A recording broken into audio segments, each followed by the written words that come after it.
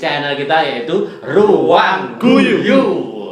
Dini datang di sini Mas itu harus bahagia. Betul.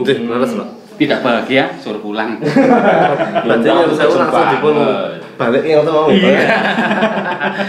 Oke, hari ini misteri guest kita, tamu istimewa kita atau tamu yang kita undang ini adalah dulu sudah pernah berproses dengan kita, Pak Nur. Betul. Selama 3 tahun Pernah gayung-gayung dengan kita. kita di suatu padepokan. Padepokan iya. Ya, Padepokan. padepokan perguruan. Padepokan goyang itik. Oke, kita sekarang bertemu dengan aku manggilnya sama Mas Firda atau Firda aja, kalau Firda. biar gampang panggilnya Bin, itu boleh. Oh, Bin boleh ya? Bin boleh? Oh ya, oke, kita panggil Mas Firda Bin. Woi, selamat pagi Mas Firda. Selamat pagi Mas Eko, Mas Fitra. Ya. Kalau saya mau manggilnya Pak itu Jangan terlalu kaku. terlalu kaku. Format ini kan Ruang Guyu. Pertama itu kita ketuaan. Laras.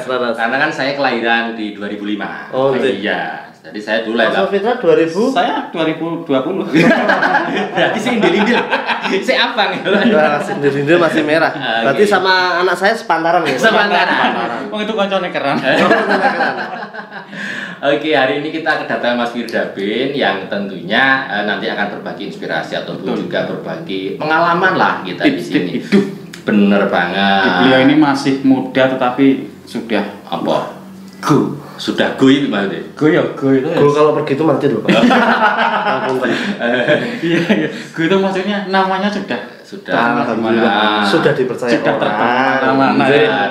Nek cara jenis wis mapan lah. Mapan. Pak. Sudah mandiri secara ekonomi dan finansial. Insya gitu. Allah. Nek awake kan durung bakalan. Dia wis mapan. Mendino mapan. Mapan turun. Oke, hari ini kita datangkan Mas Firda Bin. Nah, kita panggilnya Mas Firda Bin karena memang nanti ada sejarahnya. Betul. Ada mungkin yang melatar belakangi itu. Dari namanya mungkin terinspirasi dari Mr. Bean. Mr. Bean Karena gitu, memang dulu lucu ini anak. Iya. Betul, sebenarnya dari SD sih Pak. Oh, dari SD. Iya dari SD tuh teman-teman manggil tuh memang Ban Bin. Nah, pernah ditegur sama ibu kan waktu ibu jemput ke sekolah. Oke. Loh Mas kok kamu manggilnya anak saya kok Binto? Jenenge kan Firda. Firda, oke. Nah putranya pola Mr. Bin Bu celelekan. Oh. Ya sudah gitu. Tapi malah rezeki ini ya. Insya Allah Pak. Jadi pada saat dari kecil sampai SMK itu kamu selelean gitulah. Ini selelean, tapi selelean ini sumbut Pak. Selelean ini sumbut, tugas-tugas yo rampung. Kemudian tanggung jawab selesai. Wong lanang kudu ngono kuwi ra apa-apa. Wong lanang lurus-lurus ngono wis. Nabrak. Oke, jadi nama Bin itu yang berikan temanmu waktu kecil. Jadi teman-teman SD sih sering manggilnya Bin itu waktu SD. Terus nama itu menjadi sebuah hoki sampai sekarang. Ya bisa dibilang seperti itu karena lebih mudah diingat jadi seperti ikonik namanya. Cah kayak gitu aneh Bin. Gitu. Tapi suka nggak dengan karakter yang diberikan dengan Bin itu? Kalau saya santai suka-suka aja sih Pak. Suka aja ya.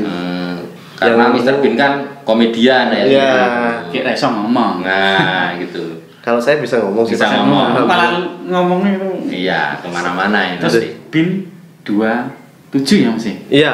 Ini usahanya sekarang adalah Bin 27. Oke. Bin 27 itu sebenarnya ada artinya juga. Bin itu sebenarnya nama panggilan saya biar lebih dimudah diingat sama teman. Oke, Bin ini berarti Firda nih paling. Iya. Nah, 27 itu kebetulan tanggal lahir saya sama istri sama 27-nya. Masa sama Mas? Sama 27, cuman beda di bulannya aja sih Pak. Oh, berarti kamu dulu cari istri itu syaratnya yang pertama harus tanggalnya sama. Oh, kebetulan di tanggal 27. Oh, kebetulan tanggalnya 27. Pakai hitungan Jawa, Pak. Likur temu 17. Oh, jadi 27 itu tanggal lahir kamu dan istri. Yang itu ditempatkan di usahanya sekarang, Bin 27. Sebetulnya anak saya kemarin waktu saya tanya ke dokter, diprediksi juga untuk lahirnya tanggal 27 Juli. Saya nggak tanya, saya nggak minta atau gini, nggak, cuman dok kalau boleh saya buat persiapan nih anak saya kira-kira HPL-nya di tanggal berapa ya? Tanggal 27 Mas. Oh terus kok 27 Juni ini ngepasin sama ulang tahun saya kan? Iya. Nah terus qadarullah memang di dilahirkan di tanggal 30. 30. Jadi nggak jadi di tanggal 27. Kalau bisa anak dengan orang tua jangan lahirnya sama, karena ulang tahun kita tidak pernah dirayakan. Ini saya alami, saya dan anak saya kan sama. Tanggalnya 24, anak saya juga 24 di bulan yang sama. Saya dan anak saya itu sama tanggal, bulan, lahirnya sama. Saya dulu juga hampir, Pak. Seperti Bin itu. Anak saya di PSD tanggal 3. Lahir. Saya juga ngomong, dimpet sih, ganti kode lah ya. Takut seperti itu. Kalau aku setiap tahun itu saya nggak pernah dirayakan, karena yang dirayakan anak saya itu tapi double gitu lah. Makanya saya harus gitu. Dimpet sih, diundur sih pirang-pirang dino. Akhirnya mundur tanggal 15. Iya. Tapi bagi Bin atau Mas Firdani 27 adalah angka yang istimewa. Ya. Karena kalau dijumlahkan 27 itu 9, Pak. 9. Ya, tidak mungkin 10. Ya, itu hitung-hitungan matematika. Orang aneh apa-apa ya menghitung itu biasa ya. Hubungannya intinya ngono. Intinya ngono. Memulai usaha ini. Saya juga buta ataupun juga tidak tahu tentang usaha Mas Bin ini, tentang apa auto detailing atau apa itu sebenarnya mohon dijelaskan. Ini usaha apa ini Bin 27 ini? Bin 27 auto detailing itu sebetulnya dia bergerak di bidang seperti auto body, seperti salon mobil dan intinya gini, seperti memposisikan mobil pada kondisi yang paling sempurna dan prima untuk penampilan dan diperlindungan untuk catnya juga. Jadi nggak cuman kita yang orang tahu kan, auto detailing harus mau kayak salon mobil. Betul. Ini mau kayak salon mobil harus mau ngoles gini. Itu mungkin hanya untuk orang-orang yang tidak mau dalam artian mempelajari lebih. Tapi kalau kita mau mempelajari lebih, sebetulnya di auto detailing itu apa aja sih? Katakanlah nih, ada mobil Eropa, mobil Jepang, nggak bisa dipukul rata untuk obat yang dipakai untuk pemolesan, enggak. Jadi beda. Iya, ada mobil yang warnanya cerah, ada yang warnanya gelap. Kita mesti pakai chemical seperti apa untuk memoles seperti apa, itu ada. Jadi kayak mobil warna hitam sama warna putih itu beda yang dipakai. Terus kayak bagian interior nih, bagian interior itu kan ada nih mobil Jepang yang maaf saya boleh bilang LCGC atau yang low cost green car itu bahan-bahannya dia cuma plastik cetak, plastik cetak. Jadi ada chemical untuk yang merestore atau memperbaiki bagian yang berbahan seperti tadi plastik cetak atau trim. Kalau mobil Eropa ada lagi yang bisa dibilang bisa orang bilang tuh seperti soft touch panel. Jadi panel yang kayak kulit tapi dipegang tuh untuk kayak spon itu loh.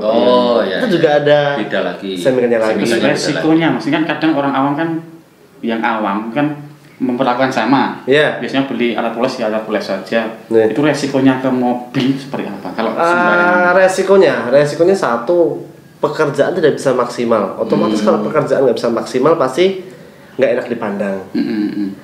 Lambat laun mungkin karena chemical itu jadi diperuntukkan pada bagian tersebut. Lambat laun dia bisa mengurangi usia dari panel-panel yang diberi chemical tadi. Jadi mungkin nggak bisa awet tahan lama. Harusnya ini kayak bagian yang trim-trim nih harusnya bisa awet 1-2 tahunan ini. Baru satu musim katakanlah 6 bulanan, 8 bulanan gitu udah mulai mudar putih atau cracking atau gimana, itu udah nggak sedap lah. Kalau orang yang punya estetik di mobil udah nggak enak dilihat. Berarti harus diserahkan pada ahlinya. Kalau saya perbedaan Bin dengan auto detailing lain apa Mas? Untuk perbedaannya yang pertama itu paling kelihatan ya Pak ya. Sayanya ganteng. Masa tidak masa dial dewe ya. Wah, ganteng. Sama ini sih mengelem dia bojoan. Ya, terus. Yang kedua itu pas respon jadi 24 jam kecuali tidur ya Pak. Iya, pas respon 24 jam. 24 jam kecuali tidur. Langsung direct masuk ke handphone saya sendiri. Padahal tidurnya berapa jam sehari? Jadi nggak masuk CS, nggak masuk customer service, langsung saya sendiri. Saya sendiri. Pengen cepet tertangani tadi.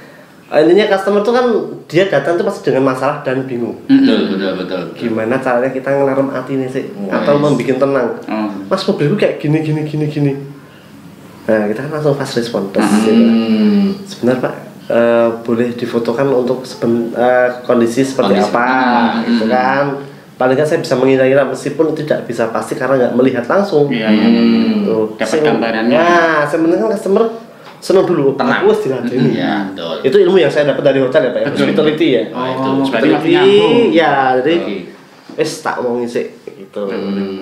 Terus yang ketiga yang paling disenengin customer atau yang buat beda tuh saya bisa membantu customer untuk menyesuaikan budget dia.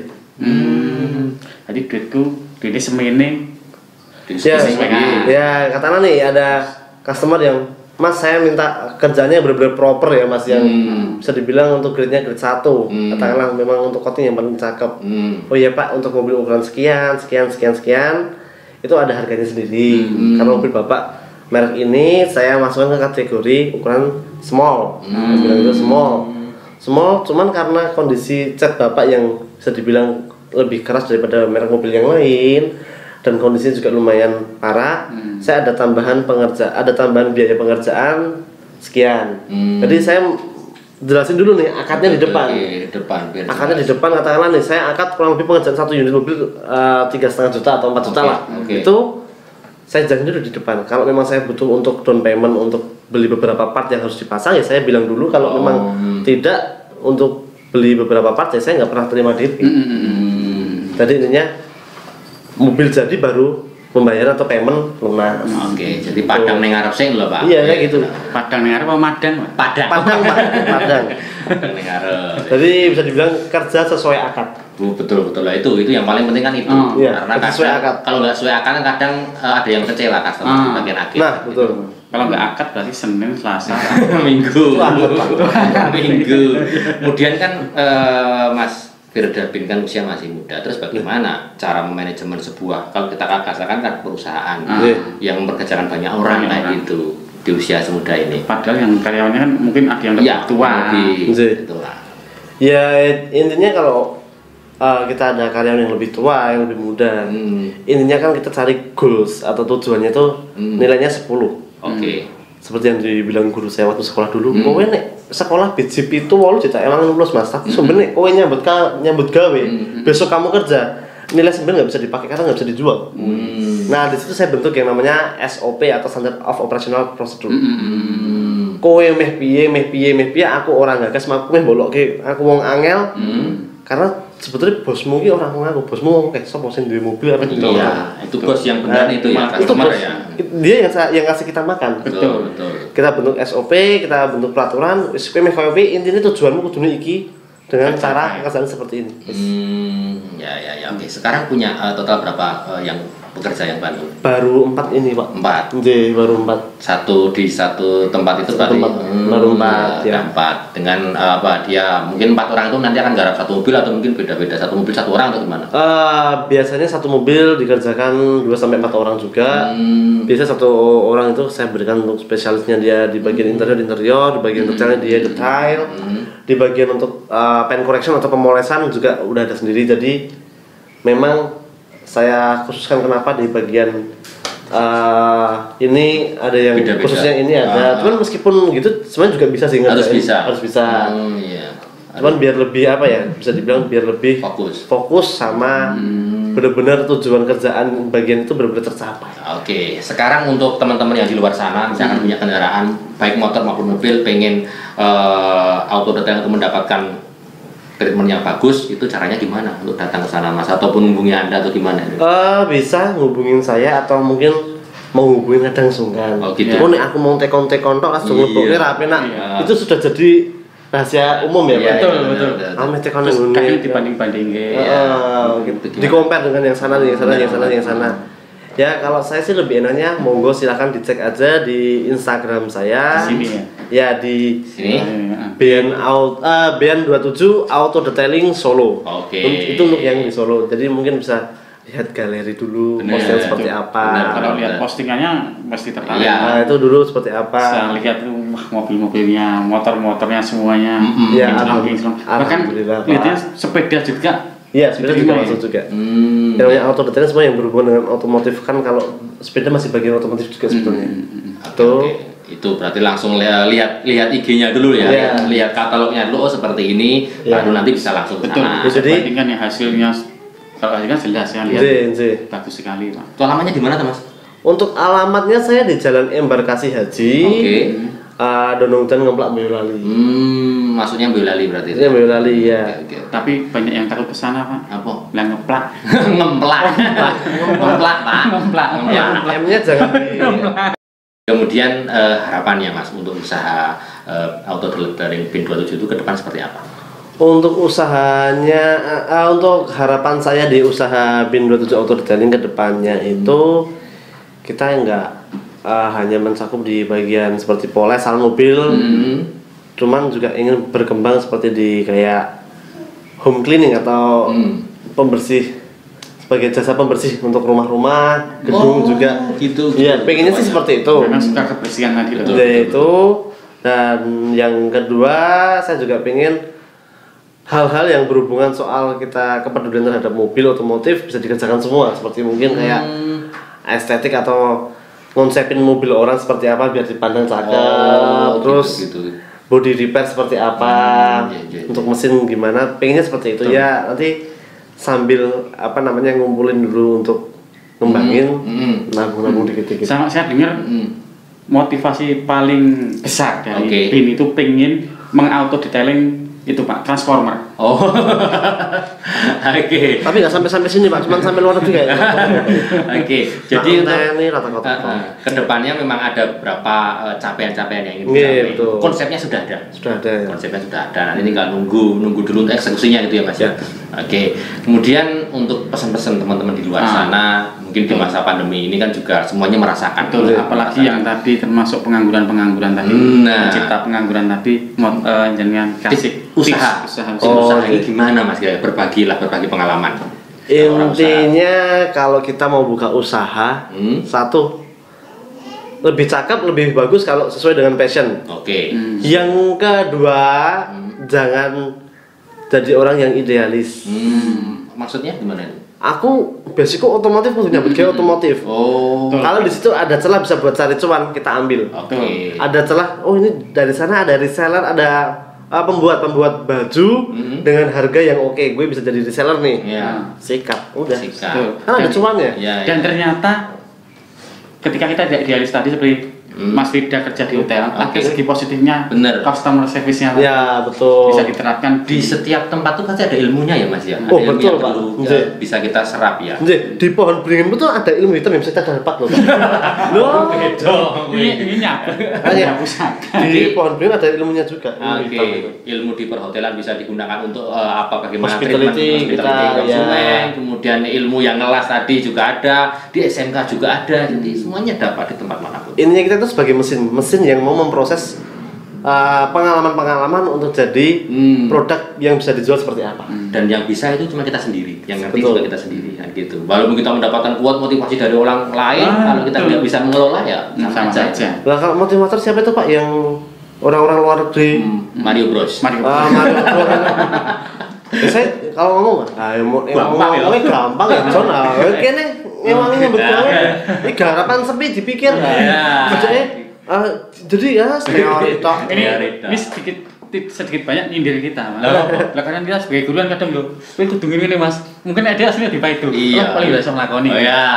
Tapi ini masukan bagi kita. Intinya kalau kita seperti kita dengan Pak Eko ini membuat broadcast kan tujuannya tidak hanya sekedar ngomong ke siswa, kudu pinter. Enak bukti nih, kita ada buktinya, ada prototipenya lah gitu. Prototipe itu coba-coba gitu. Yang penting ada contohnya yang bagus. Contohnya yang bagus dalam prosesnya itu bisa menyerap berbagai macam ilmu. Jadi ilmu itu bukan hanya di sekolah, di luar pun juga banyak kayak gitu. Dan tentunya teman-teman di luar juga sudah mendapatkan banyak inspirasi hari ini. Ada mungkin sedikit ketakutan ketika orang mulai usaha. Gimana untuk menepis ketakutan itu?